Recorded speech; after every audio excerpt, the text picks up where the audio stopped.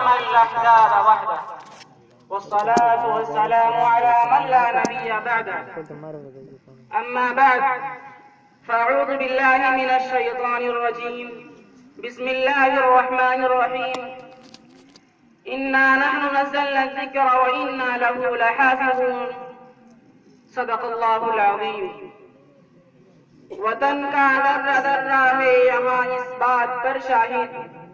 وطن کا ذرہ ذرہ ہے یہاں اس بات پر شاہد، مدارس کے سپوت اس ملک کے جانباز غازی ہیں، سیاسی کھیل ہے ورنہ یہ دشمن بھی سمجھتا ہے، سیاسی کھیل ہے ورنہ یہ دشمن بھی سمجھتا ہے کہ اسلامی مدارس مرکز کردار سازی ہیں۔ معزز و مکرم اساتذہ کرام، دور دراز سے تشریف لائے ہوئے مہمانان اعظام اور گلشن حلیمی کے ناشگفتہ پھولوں،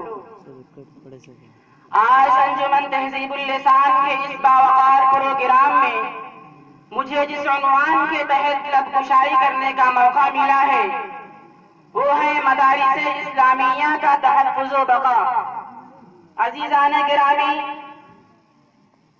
جب ہندوستان کی سرزمین پر انگریزوں کا ناپاک قدم پڑا، پورے ملک میں فرنگیوں نے اپنا جال بچھایا، وہ اپنی شاطرانہ و عیارانہ چالوں سے برسرے اقتدار ہوئے، ملک کے ہر خطے پر ان کا تسلط ہوا۔ انگریزوں نے باشندگان وطن کے گلے میں محکومی و غلامی کا طوق ڈالنا شروع کر دیا۔ ملک کی معصوم و پاک باز خواتین انگریزوں کی عیاشی و عیش کوشی کا شکار ہونے لگی، ان کی عفت و عصمت کی چادریں انگریزوں کی ہوس پرستی کا نشانہ بن گئی۔ انہوں نے ہندوستانیوں کے خون کو اپنے پسینے سے بھی کمتر خیال کرنا شروع کر دیا، جس کے نتیجے میں ہر ہندوستانی کے دل میں انگریزوں کی سفاکی و خوریزی اور طوق غلامی سے نجات کا جذبہ پیدا ہو گیا۔ ہر شخص عزم استقلال سے سرشار ہو کر جانی و مالی قربانی دینے کو تیار ہو گیا، جس کے اولی مجاہدین مسلمانان ہند اور علماء کرام تھے۔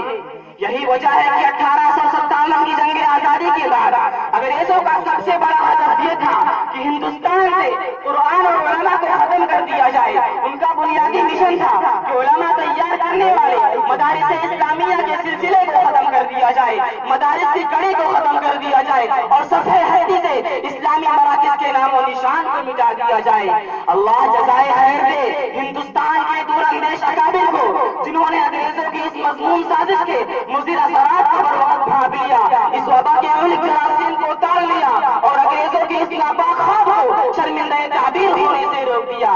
چنانچہ حضرات اکابر نے دین و اسلام کے تحفظ و بقا کی خاطر جگہ جہاں دینی مدارس کی بنیاد رکھی۔ ہندوستانیوں میں ایمان و یقین کی شمع روشن رکھنے کے لیے ہندوستان کے کونے کونے میں دینی مکاتب کی بنیاد رکھی اور اپنے خون جگر سے ان اداروں اور اسلامی مرغداروں کی آبیاری و آبپاشی کی۔ انہیں معلوم تھا جب تک مسلمان قرآن و سنت سے جڑے رہیں گے ان کے دلوں میں دین پر مر مٹنے کا جذبہ باقی رہے گا، جب تک اسلام کی شمع روشن اور ضیاپاش ہوتی رہے گی، جب تک یہ مقاصد آباد رہیں گے، مسلمان اپنے عقائد اور افکار و خیالات میں پختہ رہیں گے، تب تک انہیں ہر میدان میں فتح و کامرانی نصیب ہوگی۔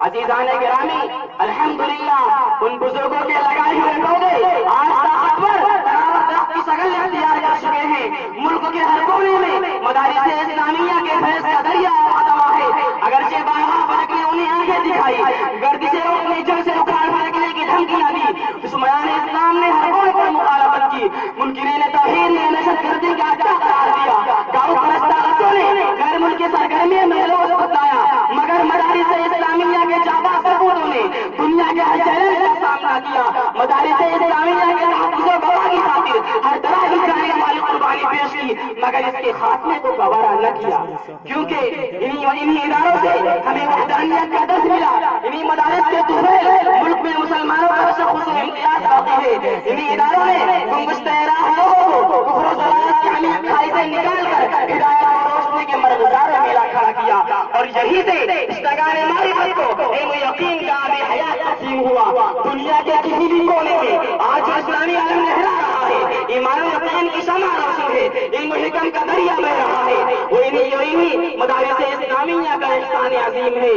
اس بزم جنوں کے دیوانے ہر راہ سے پہنچے یستا تک، اس بزم جنوں کے دیوانے ہر راہ سے پہنچے یستا تک، ہے عام ہمارے افسانے دیوار چمن سے زندہ تک۔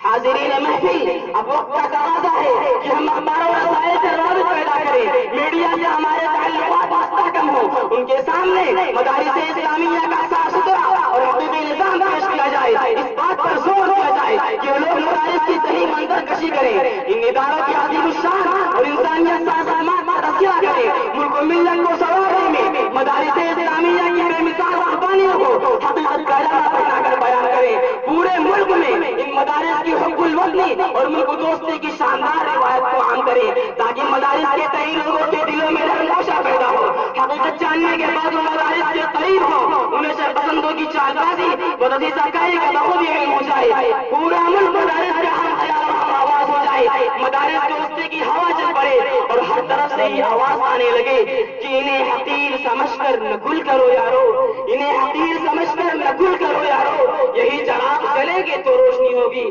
ساتھ ہی ساتھ ہمارا یہ بھی فریضہ ہے کہ ہم یہ مدارس سے وابستہ ہو کر اپنے دین و ایمان کو جلا بخشیں، اسلاف کی قربانیوں سے عبرت حاصل کر کے اکابر کی تاریخ کو پڑھیں اور وقت کا مقابلہ کرنے کے لیے ہم خود کو مرتب و متحد کر لیں اور مدارس دشمنوں کو یہ بتلا دیں کہ ہم بھی انہیں مدارس کے ثبوت ہیں، حضرات اکابر کے علوم کے وارث و امین ہیں، اسلاف کے طریقے اور ان کے روش پر چلنے والے ہیں، ہمارے سینے میں ان اکابر کا فیض موجود ہے جنہوں نے ہندوستان کو آزاد کرایا تھا، اس ملک سے غلامی کا